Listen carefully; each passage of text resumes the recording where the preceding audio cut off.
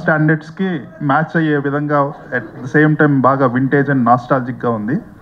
And I love the close-ups. ఇప్పుడు చూసినా కూడా నాకు వెరీ రిలవెంట్ అండ్ వెరీ ఎంగేజింగ్గా ఉంది. That is I mean. Okay, thank you.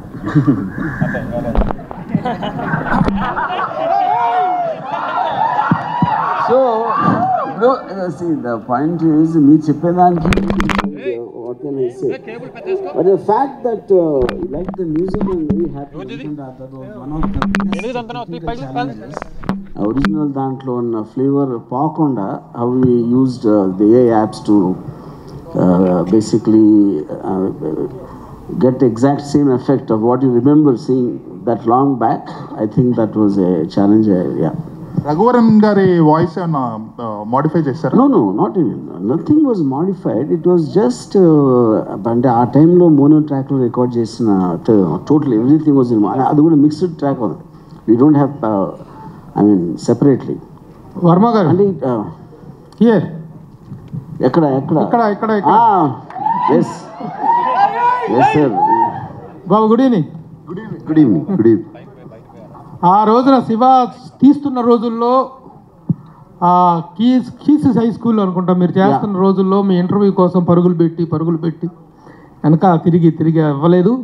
ఇన్ని రోజుల తర్వాత శివ ప్రెస్ మీట్లో కలవటం చాలా హ్యాపీగా ఉంది. It is something a different experience all together after 36 years. ఇప్పుడు మా నాస్టాల్జియా మీరు మీ నాస్టాల్జియాకి వెళ్ళారు. Really nostalgical feeling. తర్వాత really as my colleague GV said, the quality is very much enhanced. The music really చాలా బాగుంది. కొత్తగా కుక్కల అరుపులు అక్కడ జాయిన్ చేసినట్టున్నారు. నువ్వు అన్నీ ఉన్నాయి. అయ్యో అప్పట్లో ఇంత ఇదిగా లేవు. అంటే అఫ్ కోర్స్ అట్మాస్ సౌండ్లో అంటే ఇప్పుడు మీకు సింగిల్ స్క్రీన్ ఒక సింగిల్ సోర్స్ నుంచి వింటున్నప్పటికీ మీరు అట్మాస్లో సరౌండ్ స్పీకర్స్ ఉంటాయి కదా, దాని నుంచి వచ్చినప్పుడు ఆటోమేటిక్గా everything will go up a little. Prabhu, nothing was added. అసలు ఒరిజినల్ స్కోర్, ఒరిజినల్ థింగ్ అక్కడ నుంచి తీసుకున్నాము. And nothing was all added. Nostalgia అని రాము అన్నాడు కాబట్టి 36 years ago, whenever we started and released on October 5th, never కల్లో కూడా అనుకోలేదు మళ్ళీ ఇలా కలుస్తామని. అండ్ కలిసి దీనికి శివాకి ఇంకా ఇంత ఆదరణ, ఇంత ద కల్ట్ ఫాలోయింగ్ ఉంటుందని కల్లో కూడా అనుకోలేదు. ఇట్స్ స్టిల్ వెరీ, నాకు చాలా సర్రియల్గా ఉంది, కొత్తగా ఉంది అసలు ఇది ఇలా కలుస్తాము. And so much love from everybody coming.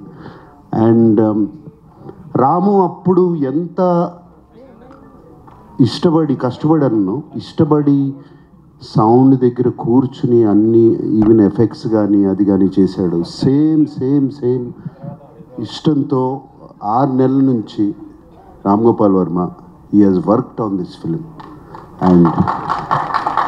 And మీకు ఇంత నచ్చింది, కుక్కల సౌండ్లు వినపడుతున్నాయని మీరన్నా కూడా కేవలం అతను what he could do then, what అప్పుడు కంప్లీట్గా సరౌండ్ స్పీకర్స్లో చేయలేని సౌండ్ ఇప్పుడు తనకు అవకాశం వచ్చింది. He took full advantage of Dolby Atmos. And ఒక స్మాల్ ఎగ్జాంపుల్ చెప్తాను. సి అట్ ద టైమ్ నన్ను మాట్లాడిని రాము, ఫినిష్ చేసి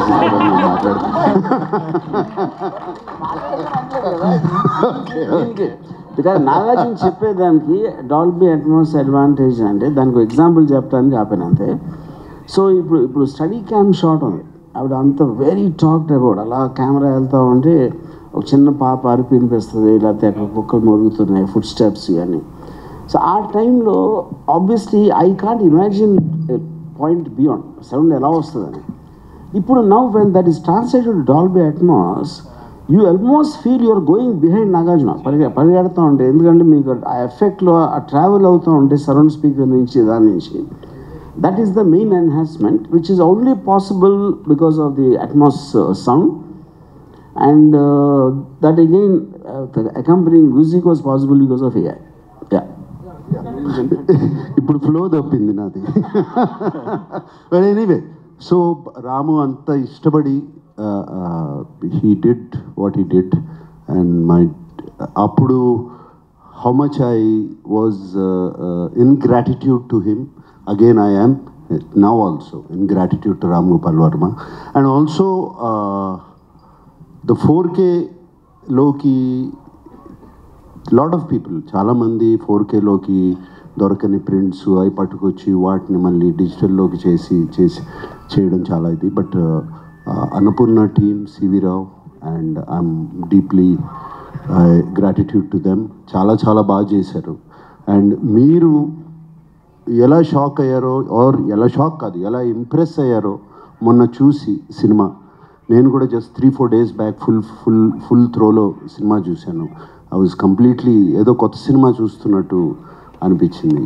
అండ్ నాకు బాగా గుర్తు, శివ రిలీజ్ అయినప్పుడు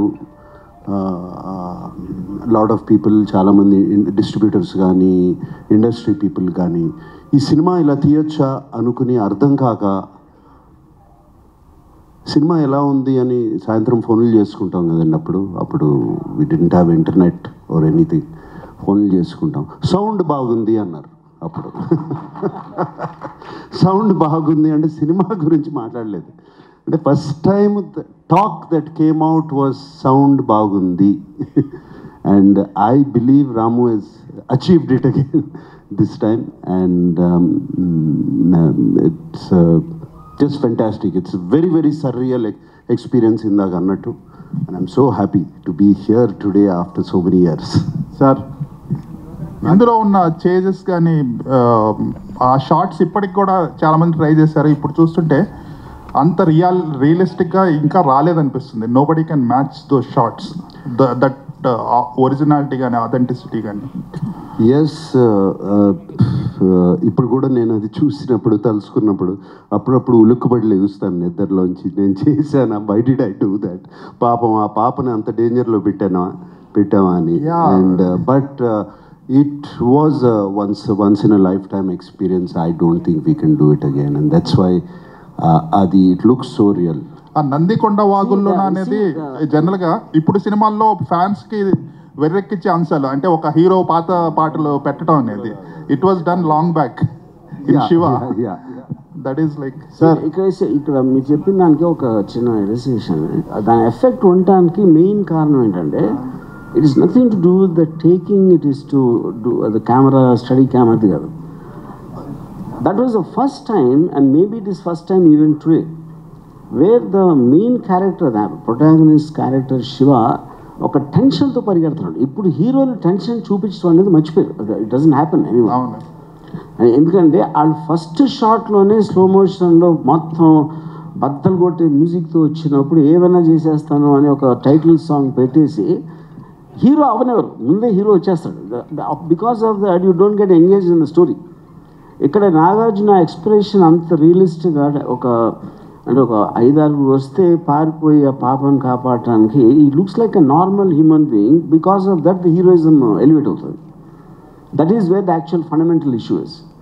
అది అనేది మీరు మర్చిపోయారు కాబట్టి, ఇప్పుడు కూడా ఎవరు చేయట్లేదు కాబట్టి అగైన్ ఫెల్ట్ ద ఫ్రెష్నెస్ అవుతారు.